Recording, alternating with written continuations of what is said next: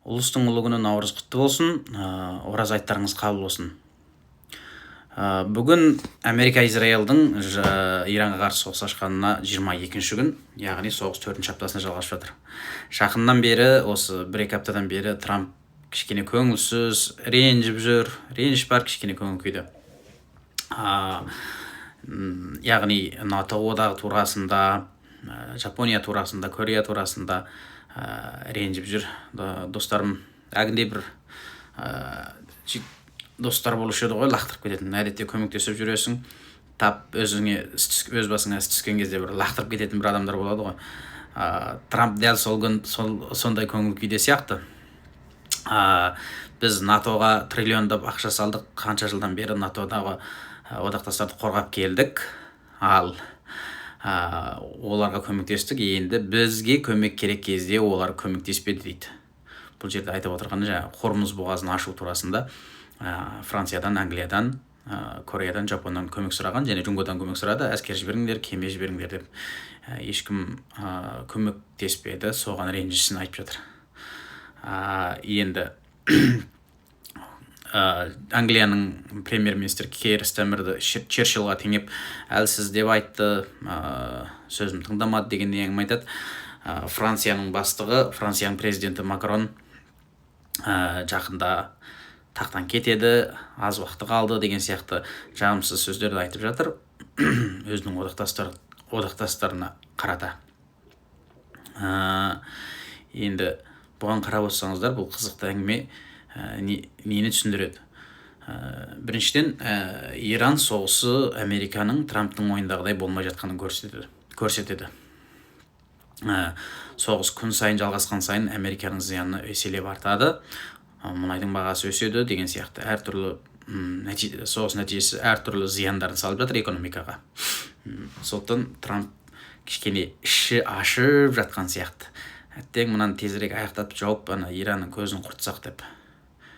Екіншіден, өзінің одақтастары НАТОдан немесе Шығыс Азиядағы Жапон, Корея, Австралия сияқты мемлекеттерден ешқандай көмек ала алмай, жыны келіп, ашуланып, қайтерін білмей отырған сияқты. Ханзуша айтқанда вунай дейміз ғой, сондай ашуда бар деген сияқты. Енді осы турасында кішкене біраз әңгімелер айтып көрсек деп ойлап отырмын. Америка не үшін осы жағдайда қалды деп ойлайсыздар? Неге одақтастары көмектеспейді Америкаға? Бұл туралы меніңше тікелей екі түрлі және жанамалай екі түрлі себеп бар деп ойлаймын. Біріншіден Иранның күші. Иран Венесуэла емес, Иран Ирақ емес, Либия емес, Сирия емес, әлсіз мемлекеттер бар ғой, сондай әлсіз мемлекет емес, Иран күшті мемлекет. Иран бұл соғыс үшін 40 жыл дайындалды. 40 жыл осы Америка мен Израиль шапқыншылық жасайды деп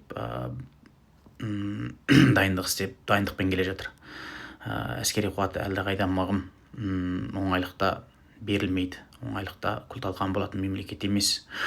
Бұны Еуропадағы НАТОның басшылары біледі, анализ жасап, талдау жасап, сезіп отыр. Бұл жерде Иранмен соғыссақ, шығынның ауыр болатынын әбден біледі. Сондықтан олар осы соғысқа араласқысы келмейді. Өздерінің құқық мүддесін қорғау үшін, өздеріне мемлекетіне орта шығыстағы базалары болсын, немесе экономикалық нысандар болсын, осыларға зиян келмесін қалап, соғысқа араласқысы келмейді. Әрине, әркім өзінің тұрғысынан ойлау керек, әр мемлекет өзінің мүддесін ойлайды. Сондықтан олар бұл жерден жеңіс көріп отырған жоқ. Бұл бір. Екіншіден, олар бұл соғыстың заңсыз екенін көріп отыр да. Бұл жерде Трамп пен Нетаньяху бұл соғысты заңсыз ашып отыр. Ешқандай заңды себебі жоқ. Иранда ядролық қару да жоқ, Америкаға қауіп-қатер төндіретін зымырандар да жоқ. Оны Еуропа одағы, НАТОдағы мемлекеттер әбден біледі.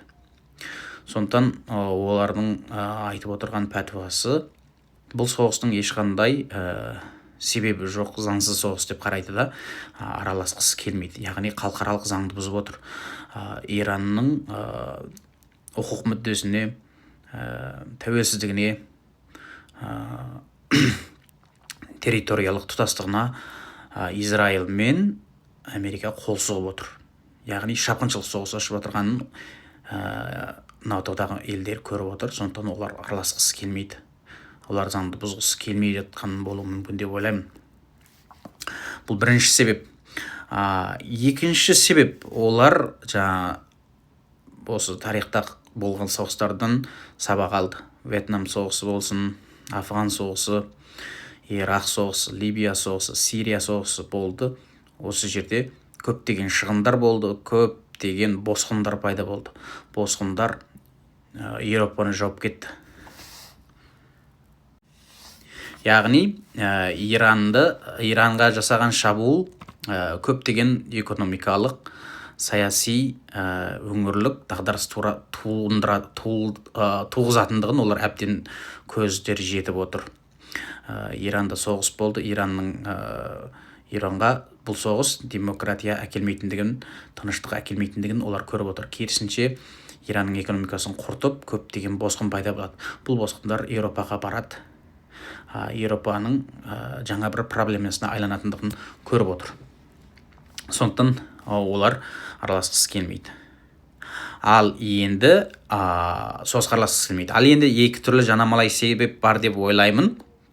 Бұл турасында және бір видео түсірерміз. Біріншісі, Трамптың осы таққа келгеннен бері ұстанып отырған Америка бірінші деген ұраны бар. Яғни Америка бірінші деген саясат. Осы саясаттың кесірінен қазір Американың ықпалы, күші әлсіреп жатыр.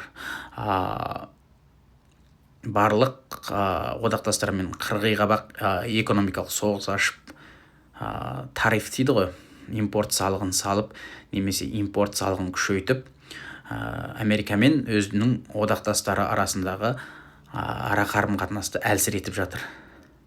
Соның себебінен олар Америкадан алшақтық, аралық сақтағанды дұрыс деп қалап отыр.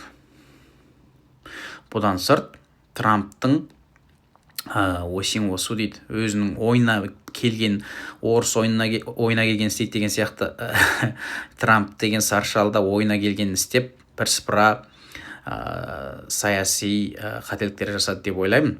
Бұл турасы мысалға айтсақ, бір елге, мысалы Венесуэлаға себепсіз шабуыл жасауы, Мадуроны ұстап алуы, бір мемлекеттің басшысын, осы жолғы Иранға себепсіз шабуыл жасауы, Израильмен бірлесіп заңсыз шабуыл жасауы Американың сенімін әлсіретіп жатыр. Бұдан сырт, экономикалық келісім шарттарда, саяси келісім шарттарда сөзінде тұрмай, уәдені бұзып, шарттарды бұзып, бірсыпыра әрекет жасады. Мысалы, әлде қайдан болған Америка, Канада, Мексика арасындағы экономикалық келісімді бұзып, ол мемлекеттерге тариф салып, заттарын өткізбей деген сияқты, немесе заттарына үлкен бажы салығын қосып, экономикалық айналысты бұзды. Яғни халықарадағы Американың сенімін төмендетті. Осы себептерден Американың одақтастары бұл соғысқа араласпай, Америкаға көмектесуден бас тартып отыр.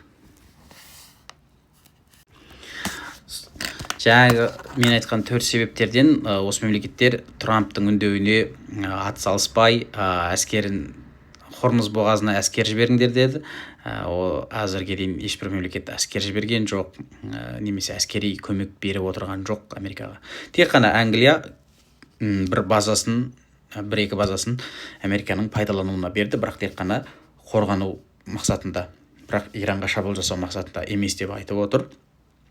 Сондықтан біздің саршал мырза Трамп кішкене ашулы, ренжулі. Ал енді келесі видеода осы Америка не үшін халықарадағы ықпалы, күші әлсіреп жатыр, бет-беделі неге түсіп жатыр, сенімділігі неге төмендеп жатыр деп талқылайтын боламыз. Көп рахмет.